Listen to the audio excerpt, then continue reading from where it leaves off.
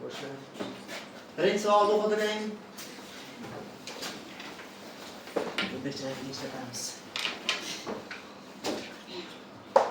Ishlatamiz. Xo'sh. Necha keldik? Birgami? Birda 1700 gram natriy nitrat eritmasiga 284 gram natriy sulfat qo'shilgandan keyin u sofa natriy sulfat o'zi. Demak, birinchi savol. Nima deydi? Natriy nitrat eritmasiga natriy sulfat qo'shilgandan keyin eritmada NO3 va SO4 ionlari mol nisbati 3 ga 1 bo'lib qoladi. Tushunarli. Demak, mana bu eritma bo'lgan, eritmada natriy nitrat bo'lgan. Eritma massasi 1700 gram. Unga 284 gram natriy sulfat. Ya'ni necha molga to'g'ri keladi? 2 molga to'g'ri keladimi? Qo'shilgandan keyin hosil bo'lgan eritmada bilasizlar kim bo'ladi? O'zi kelasi bir-biri bilan reaksiyaga kirishmaydi, Natriy nitrat bo'ladi, kim bo'ladi? Natriy sulfat. Lekin buni miqdori aniq 2 molligi. 2 mol natriy sulfatda nechta SO4 bo'ladi? 2 molmi? Xo'sh, keyin natriy nitrat qanchaligi noma'lum, ya'ni nitrat anioni, to'g'rimi? Ikkalasi nisbati nechiga nechi? 1 ga 3 bo'ladi. 1 ga 3. 1 ga 3 ekan, demak. 1 ga 3 ekan. Buniki aniq edi 2 mol. Unga qancha deymiz? 6 molmi? Ana. Nitrat anioni 6 mol bo'lishi uchun natriy nitratdan necha mol bo'lishi kerak? 6 mol. Xo'sh, bu natriy nitrat o'zgarmagan, ko'paymagan, kamaymagan. Demak, dastlab ham 6 mol bo'lganmi? M1 qiymati 510. 6 kere 85 510. Foiz konsentratsiya so'ralgan. 1700 gram 100% bo'lsa, bu qancha? 30% mi? Bormi shunaqa javob? Bor. Bor. Tushunarli bo'ldimi? Keyingisi. 5. To'g'ri. Hop. Do'konda bilamiz kerak ekan o'g'illarga. Bironsi kerak akalar. Nega kerakda?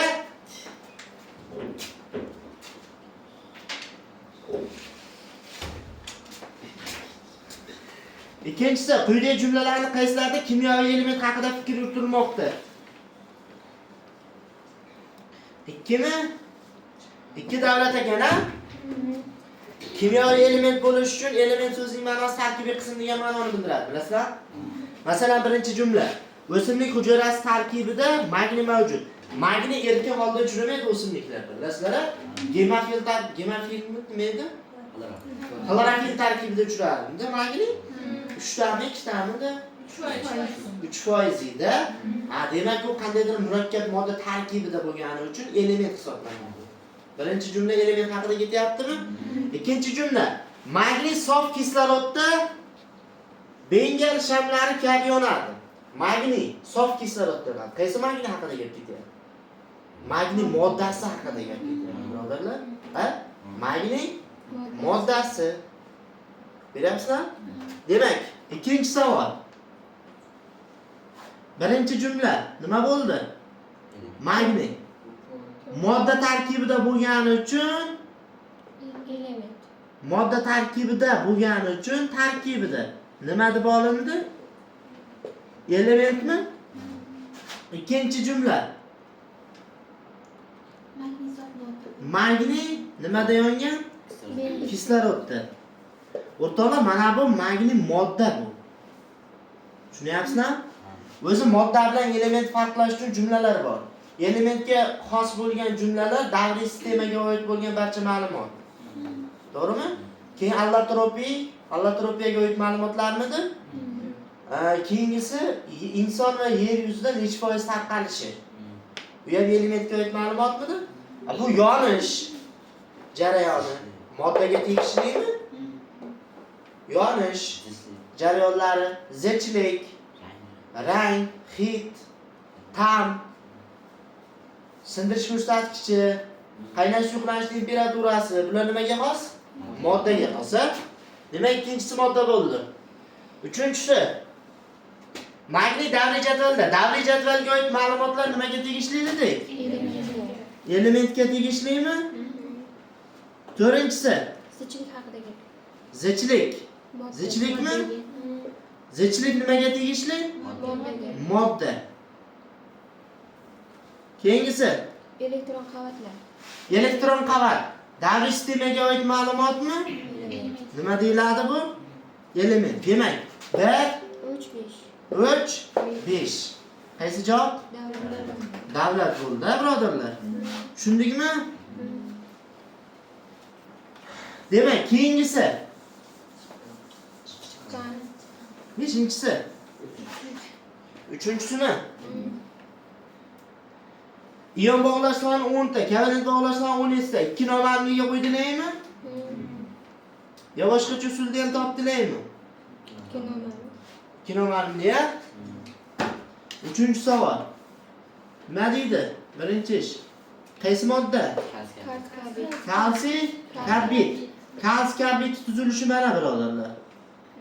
Bilasizlar, asetilin. Ikkita vodorod o'rniga kalsiy keladi. Xo'sh, buni necha mol oldim? X mol. Keyin natriy karbonat. Natriy karbonat tuzilishi. Ikkita natriy, kislorod, uglerod, kislorod. Mana bu ion bor, bilasizlar? Bu ham ion bor. Buni necha mol oldim? Y mol oldim. Demak, umumiy yig'indisini necha mol olaylik? Ikkinchi ish. 1 mol olaymi? X plus Y dan necha mol oldim? 1 mol oldik o'zimiz. Keyingi tenglama ikkinchi ishda. Ion bog'lar soni 10 edi. 1 molligini ham ahamiyati yo'q ekan bu yerda. Ion bog'lar nechta? 10 ta. 10 ta. Ion bog'. Birinchisida ikkita ion bog' bor. 2 ni xga ko'paytirsam, ikkita ion bog'. 2y teng 10 mi? Keyingisi Kovalent bog'lar soni. kovalent bog' bu metal-mas orasidagi bog', a? U qutbsiz bo'lishi mumkin, qutbli bo'lishi mumkin. Aynan hozirgi holatdagi kovalent bog' bu qutbsiz. 3 kere x. 3x. Mana bu qutublilar, ha? 1, 2, 3, 4. 4'likmi? Nechta? 17. Qisqartirish uchun tepani 2 ga ko'paytirsam y yo'qolib ketadi, ha? 2 kere 2 4, 3 dan etsam x. 2 kere 10 20, 17 dan etsam 3. Demak x qiymati 3. Y qiymati 2. necha bo'ladi? 2. Bizdan so'ralgan narsa Mollar yig'indisi. mollar yig'indisimi? Demak, x bilan y qiymati 5. 5. Bormi shunaqa javob? Bor. Tushundingmi birodarlar? Yaxshi. Keyingisi. Chiqqan.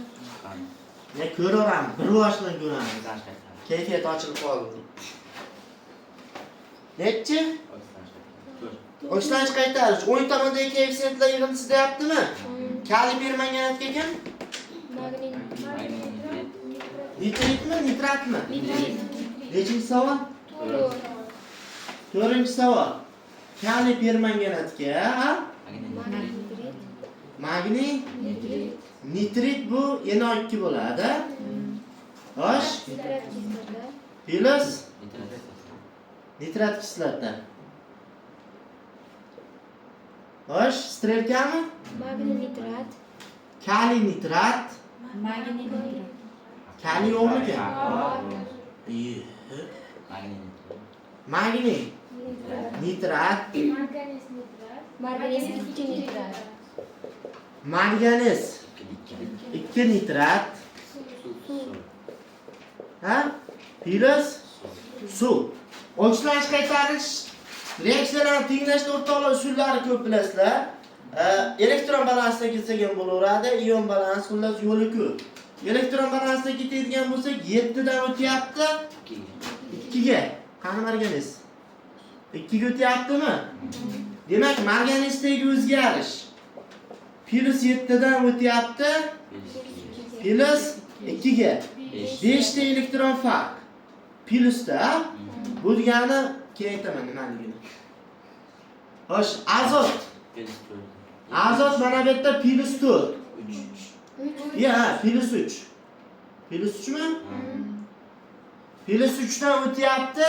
Magniy nitrat tarkibidagi +5 gami shu yerga o'tyapti. Demak, azot T2si bor a? O'tyapti. T2si bor a, qavs qo'ymayapti xolos. +3 dan o'tyapti. +5 ga, 3 dan 5 ga. 2 atom uchun 4 tami? Bu tomonga o'tsa -4 bo'ladi. Qaranglar. Chap tomonda ishlar darajasi yuqori bo'lsa uni ismi oksidlovchi. Demak, margans +7 ion tutgan modda oksidlovchi modda hisoblanadi. Ha, azotni uchligini tutgan modda. Agar chap tomondagi ionda oksidlash darajasi quyi bo'lsa, qaytaruvchi bo'larmi desizmi? Demak, mana bu modda qaytaruvchi, bu modda nima ekan?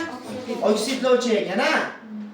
Xo'sh, demak, tenglash uchun 5 ta olyapti, 4 ta beryapti. To'g'rimi? Demak, bittasi toq bo'lsa ham qarama-qarshi holatga yo'naltirib yuboramiz. 4 tepaga, 5 pastga. Ko'rdinglar? Demak, 4 ni ko'paytiraman, 1 ga ko'paytiraman, 1 ga. 4 ni 1 ga ko'paytirsam, margansni oldiga 4. Bu margansni oldiga 4. Kali 2 ta 4 tani chapda. O'ng tomonda 4 ta bo'lish uchun oldiga necha qo'yishim kerak? 4. Kali boshqa joyda yo'qmi? 4 ha. Endi 5 ni ko'paytiraman 1 ga. 5. Demak, mana bu magniyning oldiga 5 tushadimi shunda? Demak, buni oldiga necha tush kerak? 5 tush kerak. Shunda 5 kerakki 10 ta azot atomi. 2 kere 5 10 tadanmi? Endi magniylar teng, marganiz teng, kaliy teng, nitrat qoldig'i. Umuman azot 2 kere 4 8 ta azot bor. 2 kere 5 10 ta azot, 4 kere 1 4 ta. Jami 22 ta azot o'ng tomonda, chap tomonda azot 22 ta bo'ladigan bo'lsa, mana bu ikkalasida bormi azot? 22 ta 2 kere 5 10. 22 dan etsam 12. Demak, mana buni oldiga necha tushar ekan? 12 tushar ekan. Shu joyga tushundiringmi? Xo'sh, endi oxirgi isbotlash, nima, vodorod bor ekan. Vodorod chap tomonda 12 kere 1 12. O'ng tomonda 12 ta bo'lish uchun kislorodni oldiga 6 qo'yamiz. Reaksiya tengligini isbotlash uchun oxirgi kislorod atomlarining tengligiga qaraymiz. Chap tomonda kislorod atomlari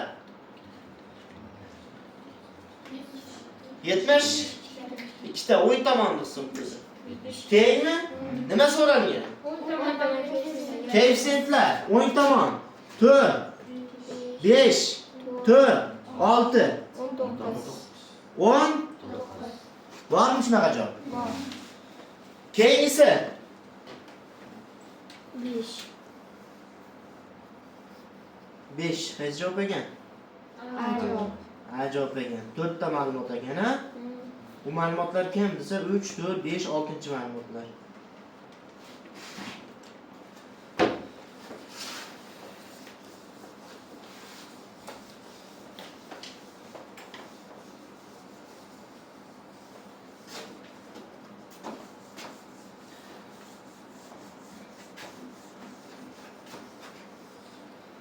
Demak, 5-savolmi? 5-savol. Birinchi ish nima haqida? Dastlab kim bor u eritmada? Idish bor. Ha? Idish bor. Xo'sh, idishda katod bor. To'g'rimi? Idishda katod bor. Xo'sh. Katod nimadan iborat? Misda. Anod bor. Anodchi? Mis bilan demak, xullas oltin va misdan iborat qotishmami? Xo'sh.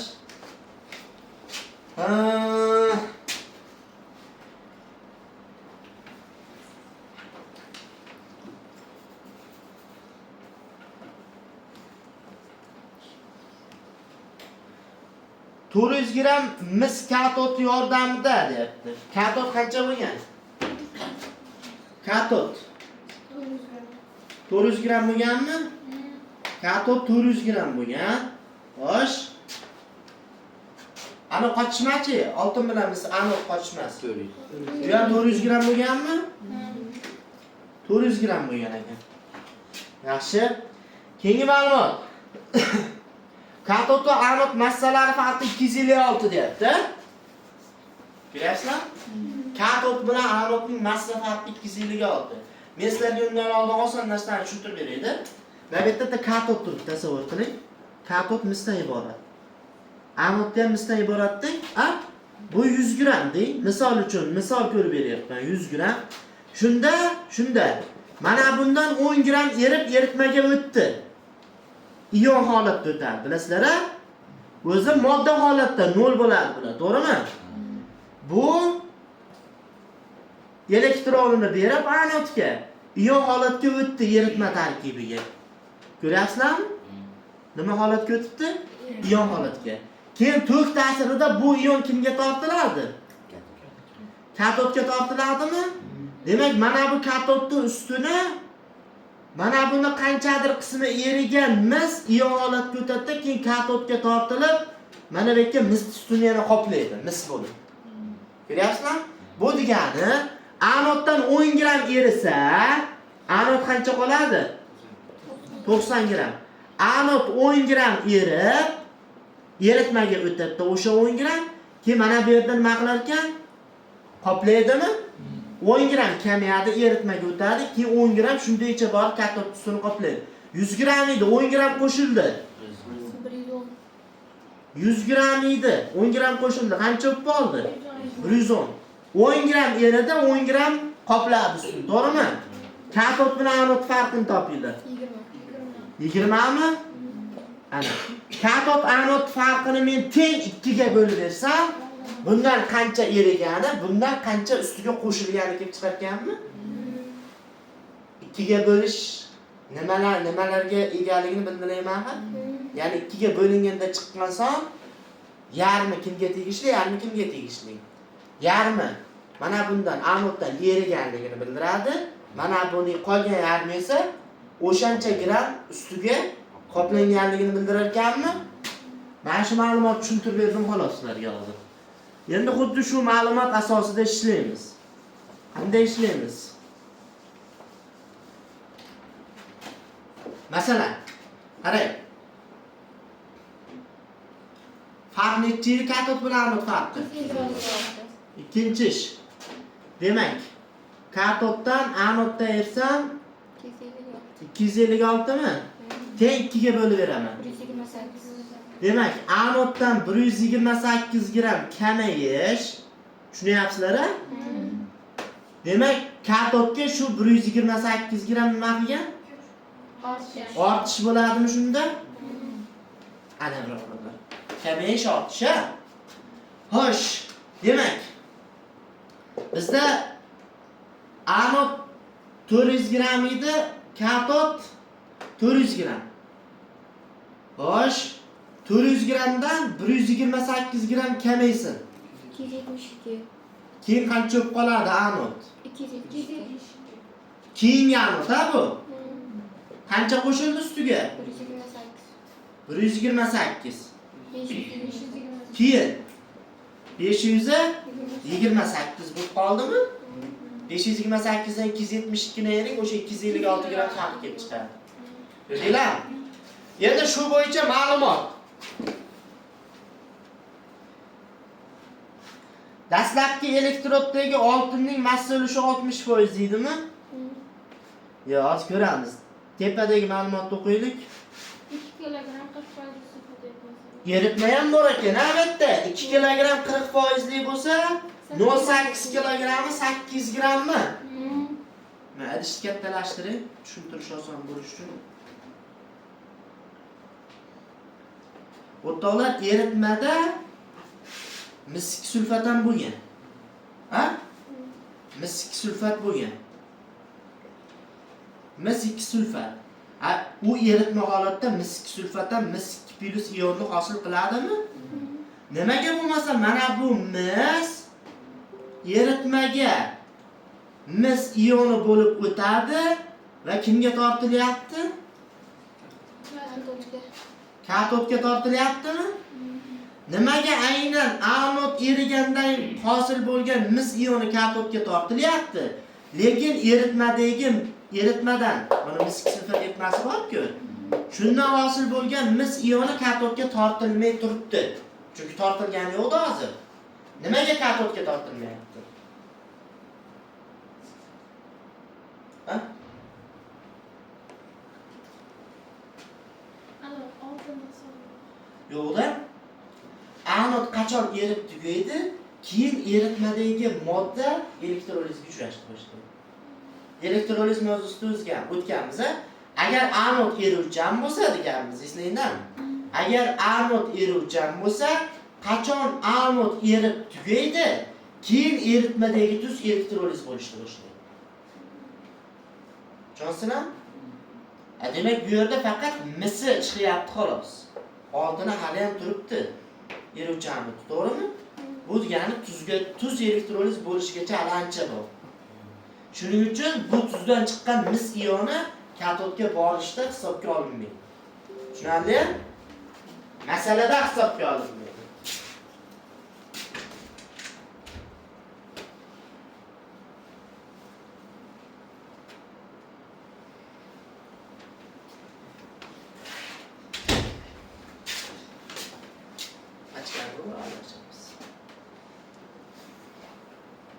Ma'nosiga tushunyapsizlarmi, tushuntirgansanmi? Xo'sh, nima deyaptiki?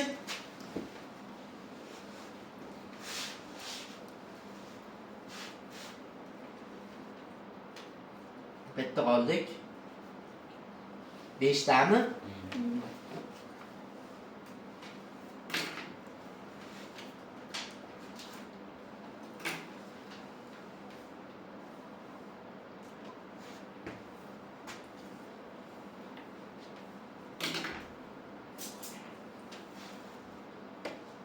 Elektrolizdan keyin 2 kilogramm.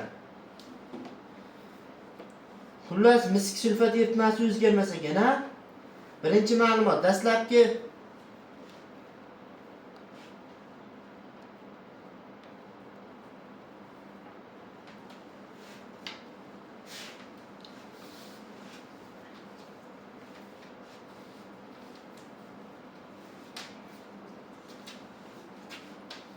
katod massasi 64% ga ortdi. Birinchi ma'lumot. Dastlabki elektroddagi oltinning massasi ulushi 60%. Ma'lumot ko'rishni boshlaymiz. Birinchi ma'lumot. Dastlab 400 grammida oltin saralashmasi.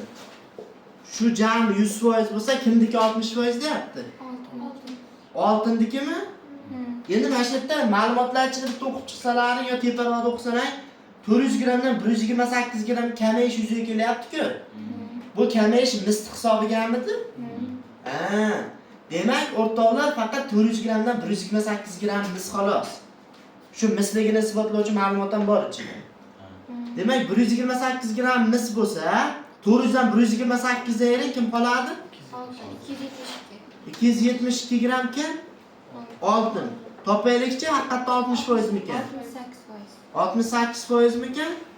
Demak, ular bergan ma'lumot xato. Xullas xato bo'ldi u ma'lumot. Ikkinchisi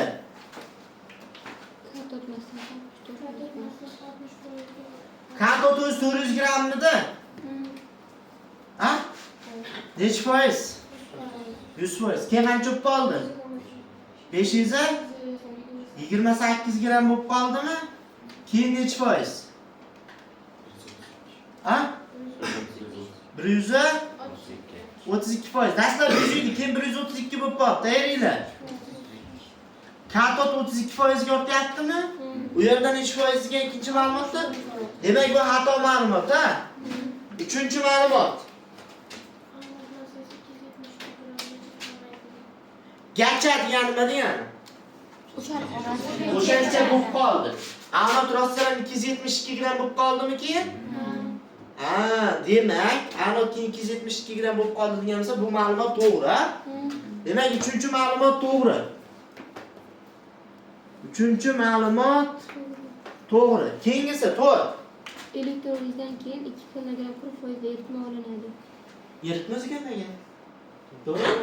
Faqat anod eritmaga o'tib, keyin nimaga katodga tortilgan deb qaraldi. Xullas, 4-ma'lumotdan to'g'ri. 5-ma'lumot. Mis ortiq qotishmasdan mis toza holda katodga yog'ib olinadi. Mis toza holda katodga yig'ib olindi. Mis oltin qo'shmas, mis toza holda katodda. Chunki faqat mis o'tdi. Oltin o'zi qolgani to'liq holda, to'g'rimi? Demak, bu ham to'g'ri ma'lumotmi? 6-si. Dastlabki elektrodlarda umumiy 528 gramm mis bo'lgan.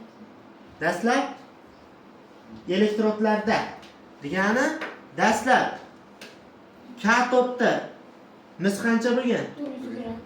Mis 400 gramm bo'lganmi? Keyin 428 gramm. anodda ham mis bor edi. Anod mis bor edi. Shundan qancha mis o'tdi? 128 gramm. Demak, bunda oldin 128 gramm nima bo'lgan? Mis bo'lganmi? Mana bu yerda 400 gramm mis bormidi? Reaksiyaga kirishgandan keyin ham, reaksiyadan oldin ham 500 katodlarda jami qancha bo'ladi shunda? 528.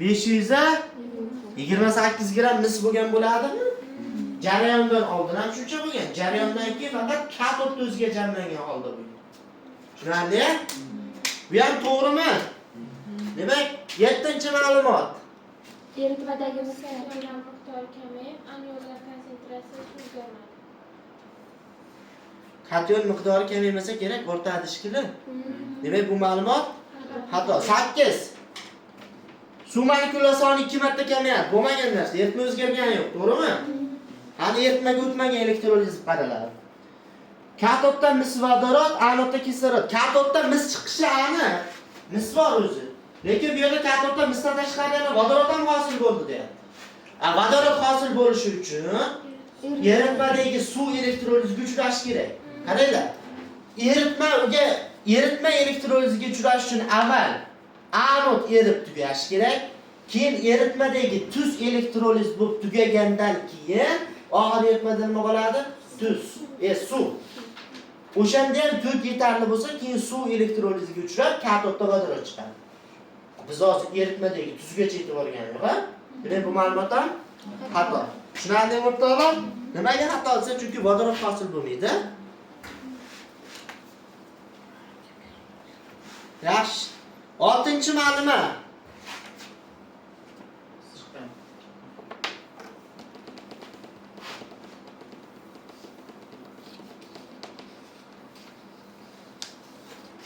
Oltinchi savol.